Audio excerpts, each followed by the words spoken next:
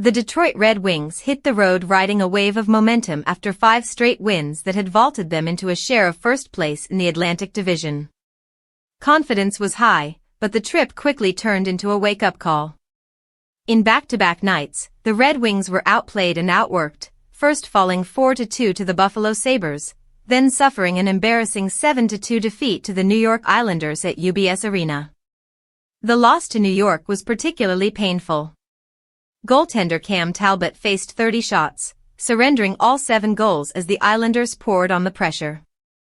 Detroit's usually tight structure unraveled, with sloppy puck management in the neutral and offensive zones leading to repeated odd-man rushes. Head coach Todd McLellan didn't hold back afterward, saying the team's defensive organization was non-existent. He pointed out that the same careless habits that cost them in their season-opening loss to Montreal had resurfaced. By the time Detroit finally found some offense in the third period, it was already far too late. Dylan Larkin and Jonatan Berggren each scored, but the Red Wings were already buried under a 5-goal deficit. McLellan called it garbage time, admitting that while his players pushed late, the game had long been decided. The energy, focus, and execution simply weren't there early on, and the Islanders made them pay for every mistake. Larkin managed to extend his point streak, but the rest of Detroit's top players were silent. Raymond and Alex DeBrincat were both held off the scoresheet, continuing a frustrating stretch.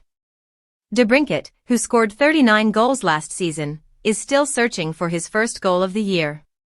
Meanwhile, Patrick Kane's absence loomed large as he missed his 3rd straight game with an injury suffered in overtime against Tampa Bay. Without his creativity, the Red Wings looked disjointed and out of sync offensively. McLellan has emphasized all season that the true test of a team's maturity is how it responds to adversity.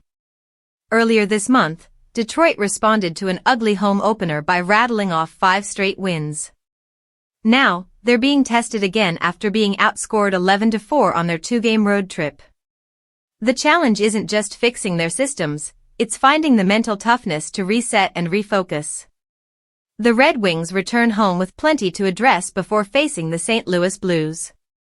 Their recent slump has exposed some bad habits, but it's also an opportunity to prove they can rebound just as they did before.